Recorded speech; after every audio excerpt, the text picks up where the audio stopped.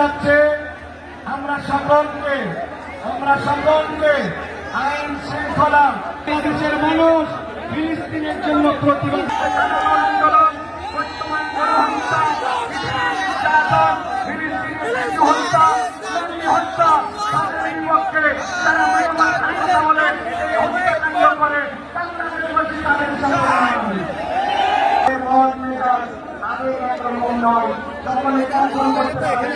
ঠিক আছে একটু ভাই